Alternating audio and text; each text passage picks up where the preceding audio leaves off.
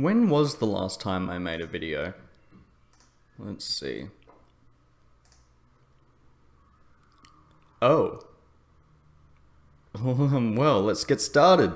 Before we cover any Tempest Box content, I just wanted to say this. A lot of people have been asking me where I've been, how's work going for me, what am I doing every day? Well, I thought I would like to answer this question for you. And maybe this montage that I'm about to give you will inspire you guys to do exactly what I do and be a professional Minecraft player or whatever you want. So, enjoy.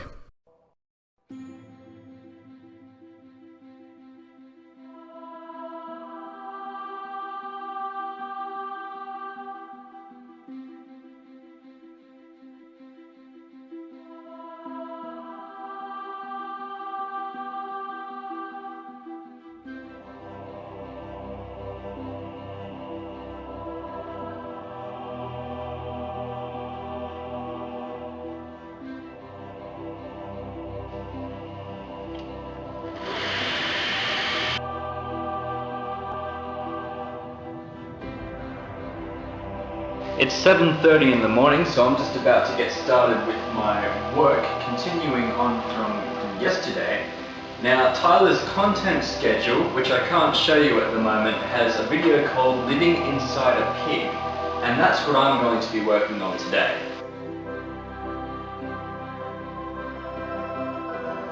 Let's see if I can do this with one hand. God damn it.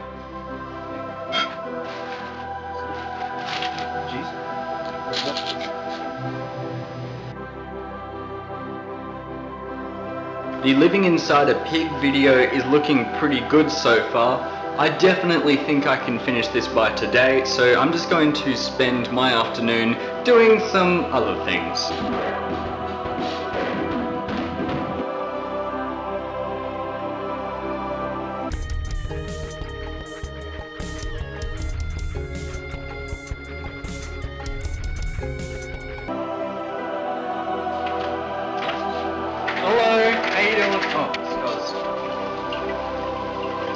Okay, so the Living Inside a Pig world is finally done. All I have to do is just upload that on Mediafire right there and let Tyler's team know what's going on.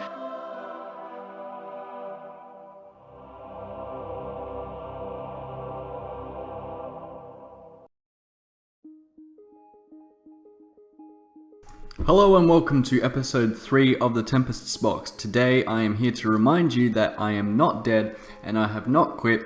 I have just decided to take a long break from YouTube because of 1.13, which has inevitably made it so I have to rewrite everything. And rewrite everything I did, and did I enjoy it? Yes. And was it worth it?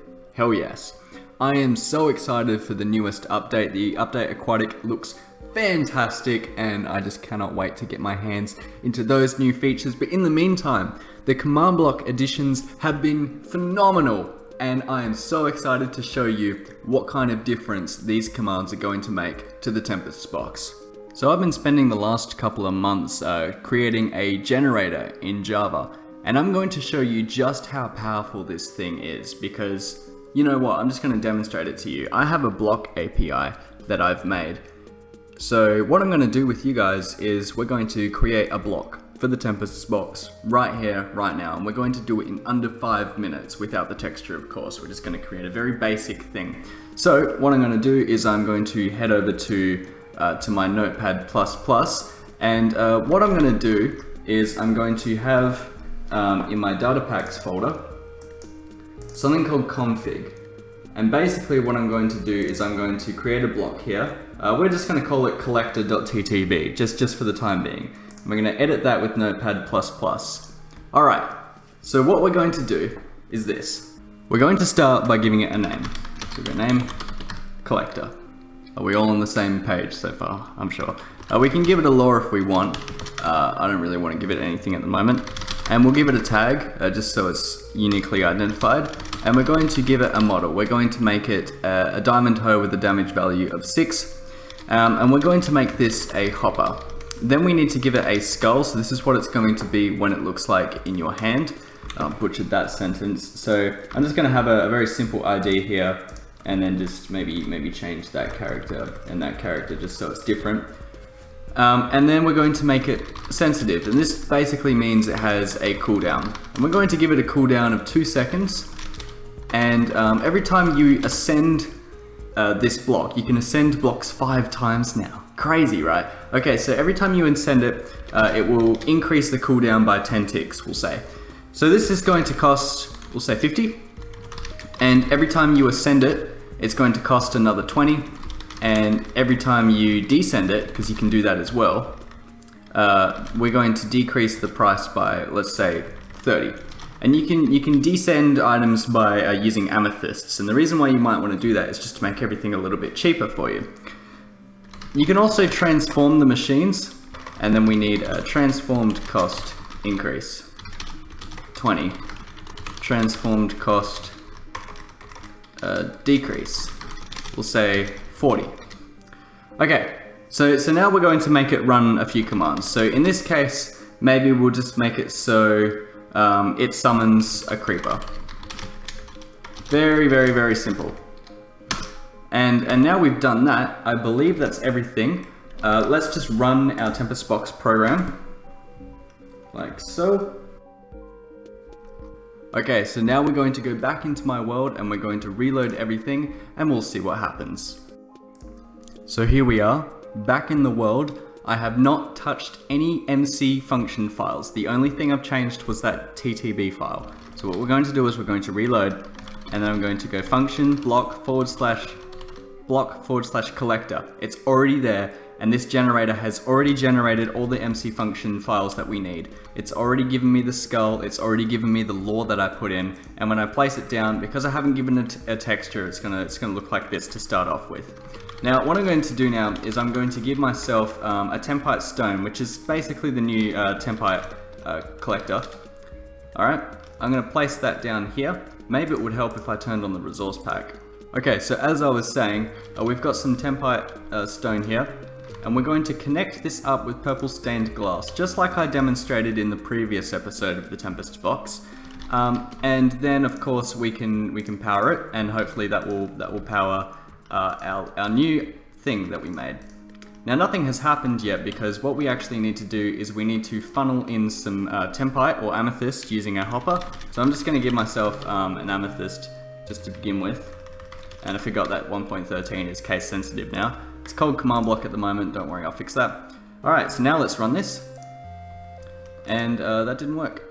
Okay, so the reason why that happened is because I set the cost decrease way too high, and therefore it involved negative numbers, but I'll explain that soon. So now when you press the button, it will summon in a creeper.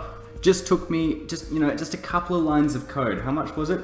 16 lines of code to get that up and running, which is absolutely amazing considering it generated this MC function file here, which is 81 lines of code, so pretty significant. But other times I've made 60 lines of code into 400 lines of code, and it's just helped me out so much, and I don't have to worry about bugs. And if Mojang decides, hey, you know what, we're going to make it so 1.13 commands change again, then I'll be able to adapt to that because the generator covers that.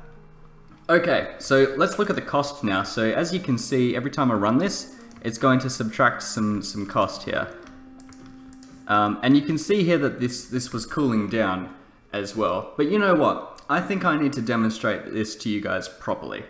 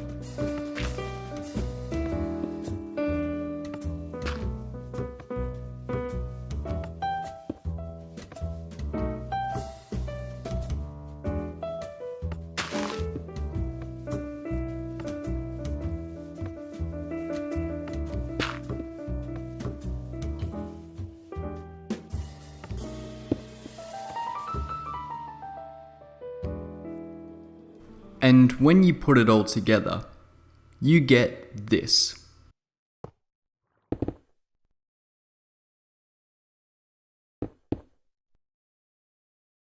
So this is the power of design elegance, taking the power of both the Breaker and the Quarry and their ascended versions and combining it all into one feature that does more than two features. It demonstrates that less truly is more, and that is the new direction I want to take the Tempest Box.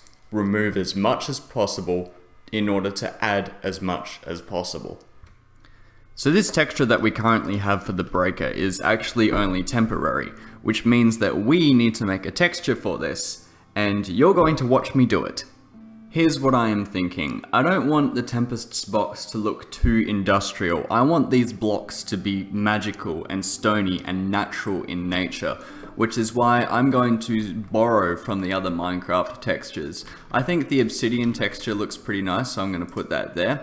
And I want to make it obvious which direction it is facing as well. So we're going to put a hole in the place that it's facing, and don't worry, I'm gonna change the colors to these later.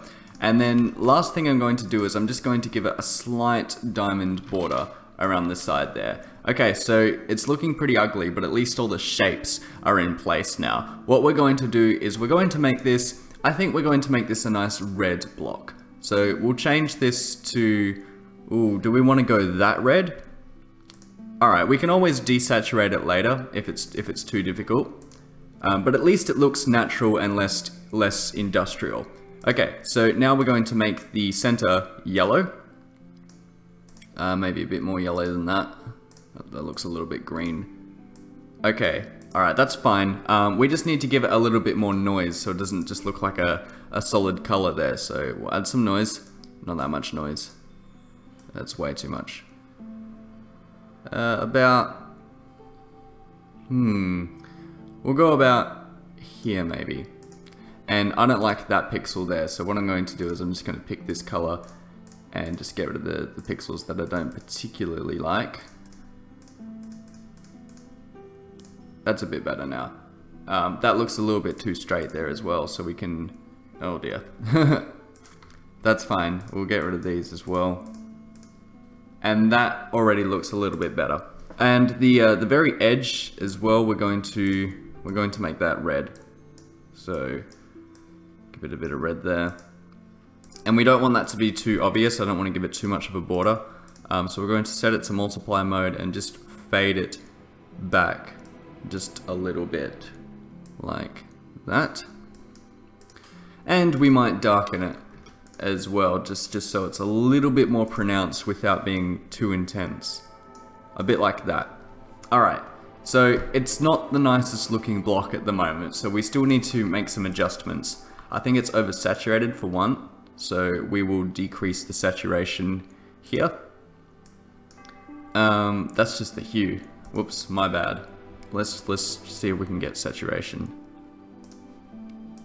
So we'll reduce the red saturation there. And as you can see, it's got more of a earthy tone now. Okay, good. And we'll try and just make it a little bit back a bit. Alright, now that yellow there in the middle, it's okay, but it's way too bright. But before I do anything with it, I just want to make it glow, a nice orange glow to start off with. So what I'm going to do is I'm going to give it a very, very small orange outline like that. We'll just increase the radius slightly. There we go. So it looks like there's going to be like molten magma, which is going to shoot out and just disintegrate the block like that. That's kind of what I'm going for there. Alright, so it's still way too bright though. What would happen if I set this to multiply? Oh, it disappears. Additive, burn, overlay. Overlay is a little bit too subtle. Let's try darken. No, screen. It's not much different from normal, is it? So I'll just dial it back a little bit. No, I kind of like the way it's really, really bright. However, not really sure what to do in this situation. We'll just try and desaturate it and see what happens there. So, hue and saturation. Okay, there we go. It's a little bit more natural now. Just a little bit of vibrance has been taken away, and already this looks a lot better. Okay, so what I'm noticing here is that it's clashing very hard with the grass and the sand here, which tells me that it's still too oversaturated, it's still too dark, and we need to fix that. I'm also not really happy with this kind of color either, so we'll have to adjust that a little bit. Holy moly, what an improvement. All I actually did was desaturate the red nether brick texture, and then I gave it a more pronounced border with these little hooks on the corner there, and my goodness, that looks so much better than what it did before. It looks like a Tempest Box creation. It looks natural. It looks like it's just about to punch through the blocks and start mining with magma. I like it. I think it's really good, but if you have any suggestions to improve it, then I'd love to hear it. I made this block, which I haven't textured yet, called the Alchemy Chamber, and this is going to replace not only the Metal Alchemist, but it's also going to replace the Block Transformer as well, taking two features, merging them into one to make more. Anyway, so I'll show you what it does. So as you can see, it turns, well, sometimes it turns this into an iron block, sometimes you get a little bit unlucky. So you saw it turn the cobblestone into magma, and it will also turn the magma into obsidian. Hey, that time we got one. Alright, so this is just a temporary texture that I have, just so I can see which direction it's facing when I place it down. Okay, so what we're going to do, what I'm thinking is, I'm thinking of like this glass container that's a little bit metallic in nature, like rock metallic, not metal, and it's holding this cyan liquid, which is supposed to be like the fuel for the transformation, because this is going to be made with mysterious dust. So it's going to need a similar texture to the mysterious dust that I made. I don't actually have mysterious dust on me, that's just the mysterious crystal. Actually, we can look at the mysterious dust texture if I give myself that. Okay, so that's mysterious dust and that's a mysterious crystal. So I'm going to borrow these textures to make this really beautiful looking cyan liquid, hopefully. Okay, let's give this a shot. We're going to start with the bottom of the enchanting table purely because it already has a border around it. And now I'm going to get my mysterious texture here, and what we're going to do is we're just going to try and paste it around. Alright, so there's our base kind of look. Doesn't look the nicest, so what I'm going to do is I'm going to give it some noise. Like that. And I'm also going to blur it together. There we go, that looks a little bit better. So maybe about that much blur, so it kind of looks like a liquid now, which is a good start. Okay, so what I'm going to do now is I'm going to get rid of that, and we have this effect, and now we're going to make it look glassy. So we'll paste some glass right there. Now that's looking a little bit too industrial all of a sudden.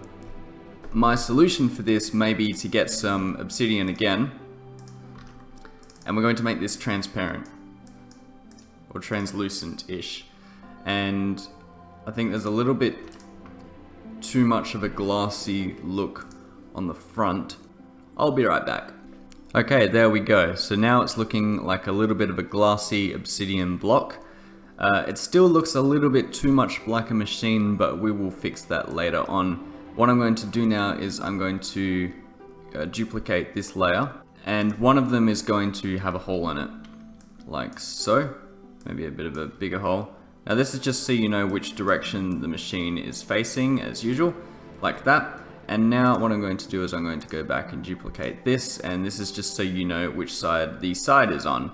And you know what? I'm thinking that maybe the side, top and bottom won't be so much of a big deal here. We'll just try and have two textures for this one for the top and one for the bottom, like that. Yeah, I think that's good. Okay, so how would I go about making this look a little bit less machiny? Well, firstly, I'll just grab some bits out the end, like that, and then stick them there, just so it looks like it's seeping out of the block a little bit more. So I think the asymmetrical nature of the block isn't doing it very much justice, unfortunately. But I do like the colors and I do like the general idea. I just don't think the shape was very well executed. So that's what I'm going to try and fix. And I think this looks a lot better. So now that the breaker is textured, I am now no longer happy with the Totem of Undying particle being used there because it doesn't quite fit thematically. So what we're going to do is we're going to head over to my config file here, and all I have to do is just change this bit here, Totem of Undying, to, we'll say for this case, Flame. And then I'm going to run my program and we'll see how it looks in the game. Okay, so let's run it. And that already makes a little bit more sense. Let's just fill it with some volcanium crystals and see how that looks. Okay, so the fire is a little bit off placed. Yeah, just got to fix that and then everything should be okay once again. You're probably wondering what this block here is. This is the Acronite cage and this will replace the poison emitter. So let's activate it. And as you can see, it only activates in that position. So if I place a chicken over here, it doesn't get affected. If I place a chicken right here, well, it has to cool down first, but you get the idea. It won't get affected because it's not facing it. However, if I place a chicken right here, it will be affected by the poison. So now you can place your Acronite cages in a directional sense, and additionally, you can use Volcanium if you just want to increase the range. Alright, so let's just wait for it to cool down. Yep, cool. And now if I place the chicken over here, it will reach it just like so. If you were to place a mysterious crystal inside, then it will actually wither the mob instead. And as you can see, it will probably die. Please. Yay!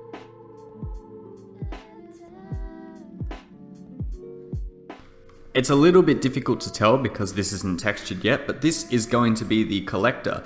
For those of you who don't remember, the collector will basically just collect items nearby when the machine is powered. And if I just take away all the Volcanium crystals so it's not ascended anymore, then you'll see it doesn't have nearly as much reach anymore. Okay, so how does this work? Well, let's just take a look at the config file here, and it looks like the Alex skin still shows on LAN parties, so that's a bit unfortunate. But yeah, this is the configuration file here. So what's happening here is I'm checking the direction and then summoning an armor stance depending on which way it's facing. Now this command here actually won't run in 1.13 because of these $signs here, but what's actually happening is that my generator is going to split this direction tag into north, south, east, west, and then summon the armor stands accordingly. So you can see I've got about maybe 10 commands written here, a little bit more than 10 actually, but this is going to split it into like something like 60 or 50 commands that I don't have to write by hand. So there's less bugs. And then relative to wherever the armor stands are spawning, I will just teleport the item to the nearest collector and then just be done with it depending on what level of ascension it is. And then I will just play a little particle and then we'll kill off the armor stand. So it's very, very simple that way. Just before I continue, I want to bring your attention to this little website here. This is going to be where I track every single feature of the Tempest Box and put it online where you can see, and you might want to discuss it in the Discord, which I will also link in the description below. Okay, so basically what I've got here is just a bunch of labels. There's a brief description about what everything does, an image when it loads, and what my progress is on every little feature. So this is pretty much ready to be added, but it needs a method of obtaining it at the moment. The Alchemy Chamber is still a work in progress at the moment because I need to create an ascended version of it. Also needs a method of obtaining. And so I've also got a little quick to-do list that I've got here. That's done, and that's done, and so is that. And I've also got a place for suggestions, so you can suggest whatever you want for the Tempest Box. I've got a little list of goals here, that's just for me. And TTB episode 3 progress done. That's done, that's done. Awesome. Who's in the mood for some building? I know I am. I just want to build a very, very, very simple desert ruin. And I've got my hotbars saved already, so I've got all my sands. I've got some decorations, and yes, the acacia leaves are still with this color at the moment, just so they look a little bit dead and different from the other ones. And I've just got some very basic decorations over here. So I'm going to try and stick to these 3 hotbars if I can, and then we'll see how we go. Okay, so all I've done is just start off with a very basic layout. As you can see, I've got some really basic rectangles and I've joined them together. They're quite asymmetrical, so none are exactly the same width and height. So we've got three like sort of skinny ones that are all different heights, and then I've got one big one as like the main chamber in the back here. And the connections between them are very different as well. So these ones here are 6 apart, these are 7 apart, and then these ones are 4 apart, just to make sure that it doesn't look too even, and so it looks a bit more like a ruin. So that's the start I'm going for. Now, what I'm thinking is that this particular section here, it's too flat. So I'm just going to take this part here, and I'm going to extend it upwards like so, just a tiny bit. And then already that should give it some extra shape just to deal with. Now, for the new viewers here, I'm not a very good builder, so I'm learning. So constructive feedback is always appreciated when needed, because this is just a skill that I'm not very good at and I want to learn. Now I've just extended all of the pillars with very simple stair patterns on the top, around the corners and around the edges here, and I think that's given the build a lot of character. Now I'm going to work on some of the flooring. Okay, so the walls are added now. This is very straightforward stuff. I've connected some of the towers together like so, and my plan is that you'll be able to walk up here and then you can access the other towers that way. And the entrance here, I decided to move aside just a little bit just to make room for this tiny little chamber in here. Okay, so now what I'm going to do is I'm going to add a bunch of extra details, so let's do that. All I did was add a bunch of stairs everywhere, a little bit more walls, and already this is starting to look a lot better. Now I'm risking making this look a little bit too complicated. I think for structures that spawn naturally in the world, details are the enemy. We can't have too much. We need to keep it as plain as we can while still looking good. So I'm actually quite happy with these walls being relatively flat. I think the chiseled stone brick does enough for the structure. However, for areas like this, I don't think there's enough. So I will do this. And that's a very simple thing what I've done there. Very simple, but I think it's overall improved the look a little bit. And I just want to connect that up just so it joins together a bit nicer. And we'll do the same for the side around here. So we'll just build this up. Actually, what did I make this out of? I made this out of chiseled stone brick. And I think, wait, this isn't stone brick, this is sandstone. Okay, so that's looking a little bit better now. Looking a lot less plain, and since this is the main structure anyway, I think I can afford to add a lot of detail here, like that. You may have noticed that this build feels very open and spacious. It doesn't feel private at all. It feels like that wherever I go, there can be enemies from the outside shooting me in. And yeah, that's deliberate. It's so enemies can always get you. It's so you can't just run and hide somewhere. You're always in the open. You have to actively block yourself in if you want to do something like that. But it's also so the player can just move around wherever they want. I mean, they can enter the structure from pretty much any side they want to. And yeah, it feels pretty good. And it also feels more like a ruin now that I've done that. Now, the one problem that I've got with this structure at the moment is that it's lacking a second color. It's looking way too plain, so we need to try and fix that. I was placing down some spruce pressure plates and a few spruce buttons. I regret doing that. I'm going to change them to oak because they pop out way too much. Okay, I'm just going to wrap this up just for now, this whole episode in fact. The build I will finish next episode. I want you guys to tell me how I can finish this. What does this need? What do you think would be cool about it? This structure is going to be fairly common because of how simple it is. But that's where I'm going to wrap up this episode. Thank you all very much for watching. I hope you have a wonderful day. Now, I wanted to talk about lore just real quick before I just go. I know. You guys thought the episode was going to end here. I wanted to talk about lore here. There is a little bit of lore in the Tempest Box. And I'm not entirely willing to give much away. You can actually find a lot of lore in the ice structures that exist already. But anyway, if this video gets 1500 likes, okay, you don't have to like the video if you don't want to, but if it does, then I'll give away a tiny piece of lore for you. Does that sound okay, or am I being silly? Let me know. Anyways guys, I'll see you later.